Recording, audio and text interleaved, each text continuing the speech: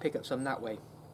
Right, so there's my copper piping. What I need to do now is actually put a hole in the top of it.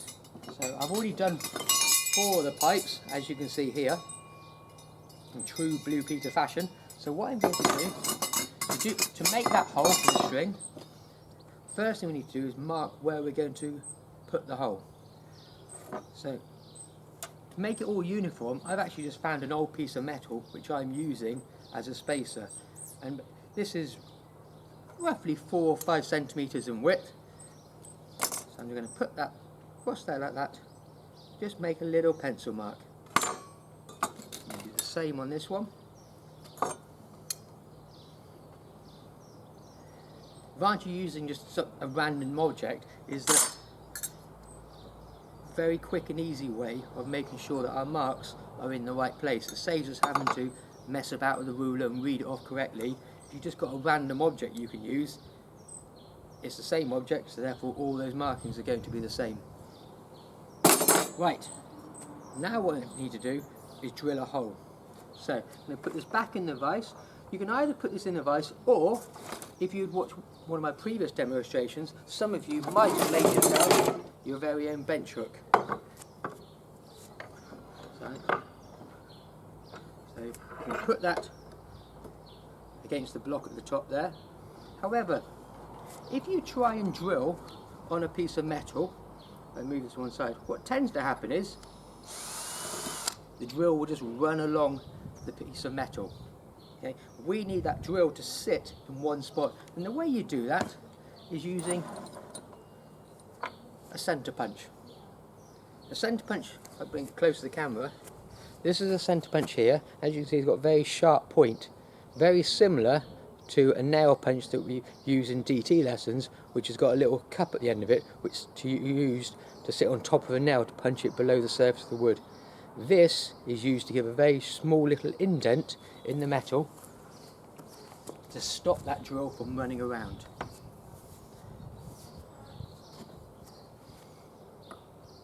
Rest on top, little tap. You only want to give it the slightest little indent. You don't want to hit it too hard, because if you hit the copper too hard, you actually form a cup shape. And then when you try and use the drill will struggle to bite into that piece of copper. So just a small little indent.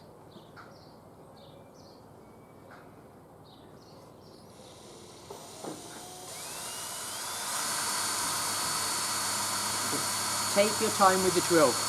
You notice I've got it going at full speed. Don't have to push down too hard. Just let the drill do its job. Just be patient.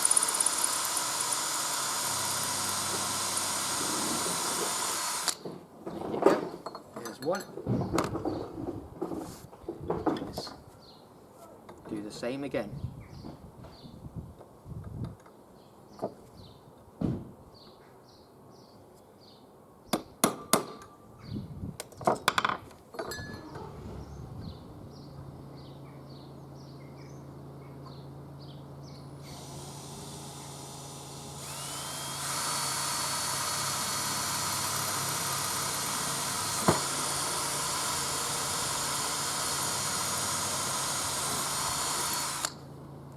Go. Right, one thing I do want to do before I put it on the piece of string, I'm just going to tidy up the back of the pole, because when the drill pushes through on the far side you tend to get that little crown, just like we did when we were using the hacksaw.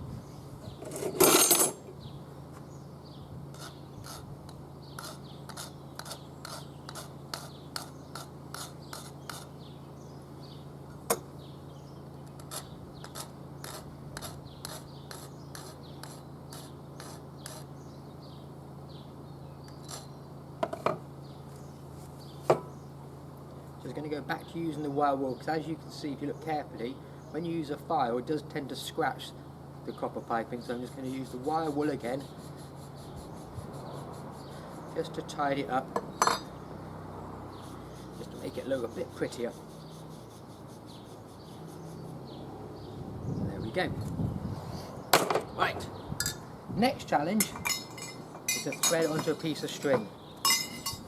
This piece of string I've got here is 1.20 m in length. It doesn't matter which order you put the pipes on. Thread it through there. The string I've got here is some just old kite string that I found lying around inside the house. There you go. I tend to find kite string will work better for this sort of thing rather than normal string. A bit finer, and it is actually stronger as well. Just got to remember, when you do cut any string like this, it's always a good idea just to burn the ends to stop it from fraying. So, just going to tie a small little knot in the end of that string to make it into a loop. We want the knot as close to the end as possible. Just slide it right up. There we go. I've got my loop, and there are my 6 poles. What we need to do now is actually mark on this inner circle where we're going to pin the string to. So what I need to do, I've got 6 poles, so I'm going to have 6 marks in here, and if we divide 360 by 6, we get 60 degrees.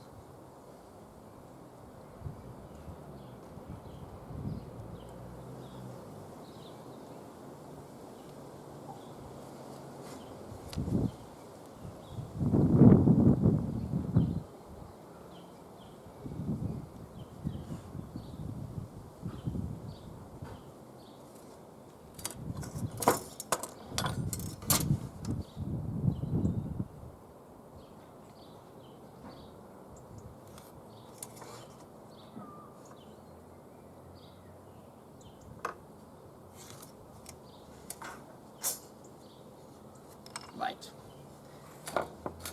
When it comes to attaching your string, you've got a few various options that you can do. Just tidy these away.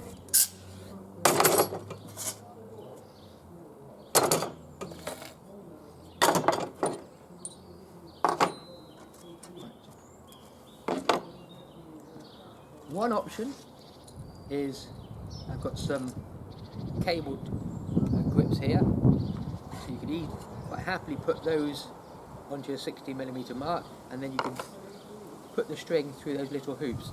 That would work quite nicely. I'm going to try using these here. You've got some galvanised staples here.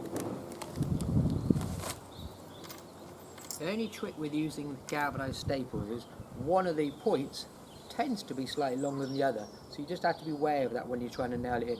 Also have a look at them, because they're only cheap, so when they're made, sometimes like this one here, the points can be quite damaged. So if you've got a damaged one, there's no point in you trying to force that into the wood. Try and find a cleaner, better quality little galvanised staple, and hopefully that's more likely to go in a neater fashion.